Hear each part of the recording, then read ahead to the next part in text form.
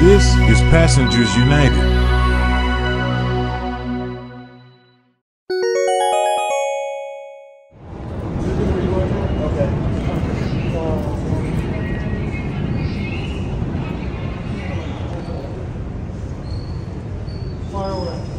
Charlton, do me a favor, say spell your name and your title. Sure. So my name is Charlton. It's C is in cat, H is in house, A is in apple, R is in rain, L is in light, T is in tag, O is in orange, N is in navel, and then it's D'Souza, D is in dog, S is in school, O is in orange, U is in union, Z is in zebra, A is in apple, and I'm the president of Passengers United. Charlton, this is just one more crazy incident on the subway involving a samurai sword. And every time that we talk, we hear from you on, in your opinion, the need for a greater police presence. I'm going to ask you, at what point do we get to the point where we say it's nearly impossible to put a police officer or some kind of presence at every corner of every platform in this city, given how unpredictable these incidents are? Your thoughts on the unpredictability and the kind of anxiety that is causing among riders? So in this particular incident that happened at Chamber Street this morning, I believe this individual with the samurai sword who smashed that guy, who literally slashed him across the face, he may have been an EDP. He obviously had mental health issues. Because who comes down in the subway system wearing all black with a samurai sword? Nobody does that type of stuff. So we have a mental health crisis right now in our subway system, which, remember when I spoke to you, when I last spoke to you, I said we needed 400 social workers. We've always been calling for that. Right now, NYPD police officers are begging me. They're saying, where are these social workers that are supposed to be down here helping the homeless and helping the EDPs? The cops are frustrated. Everyone's frustrated. It's been a long about 2 years of this crime wave going on.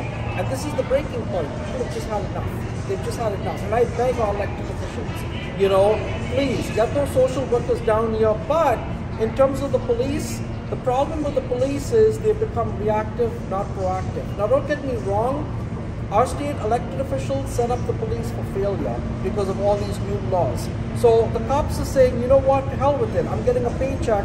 I'm just going to sit in the corner. I'm not going to risk my job coming down here trying to be gung-ho, and then I'm getting jammed up or whatever. To be fair, you really can't predict something like what happened today. You can't, but the way the city is, think about it. Every time I ride the subway at night, I see a lot of mentally ill individuals. They're off their medications, and what I've been begging the elected officials is, they keep telling me, oh, it's okay for the homeless to sleep on the subway. Maybe for one day, but when day 2 or 3 comes and they become antisocial and they get off their medications, that's when it becomes an all-out crisis down here. So I'm begging the city. We've been begging to meet with Eric Adams, the police commissioner. Everyone's ignoring us. Why? We're not there to criticize. Look, we want to work with everyone. We want to offer some solutions. I have many ideas. Like, you see this area here, there's areas of this station that should be closed after a certain time, but they're open. 34th Street, you have large mezzanines open. Close them, because then the homeless won't be able to be in areas that are understaffed. Because what's happening is, in those areas where there's nobody walking, they're shooting up needles, they're using drugs. It becomes a hazardous situation. Transit employees have to clean up feces and urine off the floors. They're picking up needles. This is an all-out crisis. So all we're saying to the mayor and to the governor is work with us. We want to help you. I have some ideas to fix this, because I see areas where there's 4 or 5 police officers. Like the other day in Roosevelt Avenue, after we were covering that crime scene, there was a condition at the end of the station where 5 men were just blocking the whole floor, and they looked strung out. The business owners told me they'd been there for days. So I went to one of the police officers from District 20. I said, can one of you guys come over? The other police officer was like, no, I'm not going to do it. But the other officer came and he helped them. So some of the cops, I would say 80% of the police want to do the right thing, and they're really trying.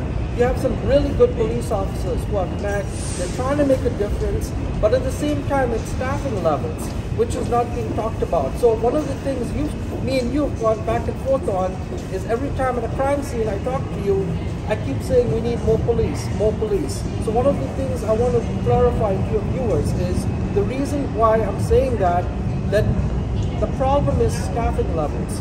Saturday and Sunday, the staffing levels in the subway system, sometimes there's only less than 14 or 15 police officers covering the whole area of Queens. That's not enough, you know? So if a 911 call comes in, the precinct has to respond first.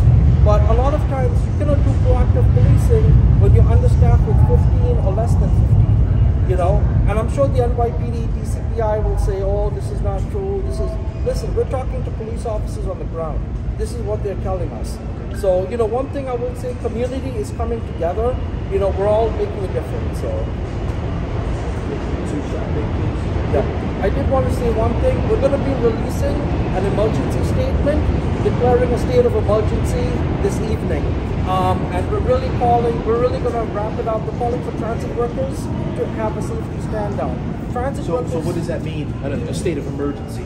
Transit workers might have to, you know, talk about possibly having a work stoppage or a strike until there's a police officer in every station. Are the workers on board, or you're just calling for it? The workers have been begging me for this. They've been begging their own union for this. Okay. Local 100 isn't doing shit. They're, you know, I'm sorry.